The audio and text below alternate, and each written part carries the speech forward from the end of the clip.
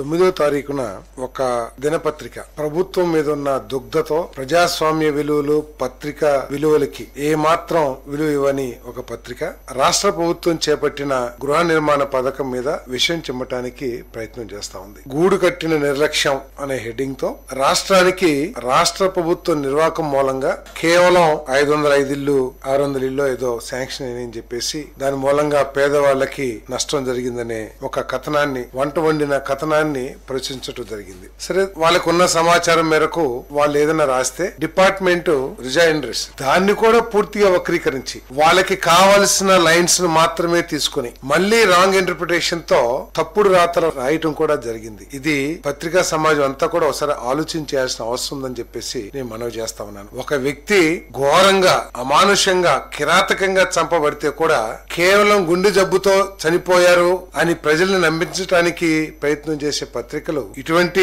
విషయాల్లో ఇంతకంటే మెరుగ్గా రాస్తే అని చెప్పేసి ఆశించలేమనుకోండి. కానీ ప్రజలకి వాస్తవాలు తెలియజేయాల్సిన అవసరం ఉందని చెప్పేసి నేను భావిస్తా ఉన్నాను. ఎందుకంటే ప్రజాస్వామ్యానికి పత్రికలు అనేవి పట్టుకొమ్మలు. సో వాళ్లే ఈ విధంగా చేయటం ఏదో యాజమాన్య తృప్తి కోసమో లేకపోతే అబద్ధపు పునాదుల మీద రాజకీయ లబ్ధి పొందాలి అనే ఆలోచన చేయటమో చేస్తే అది సమాజానికి పత్రికా రంగానికి మంచిది కాదని చెప్పేసి నేను భావిస్తా ఉన్నాను.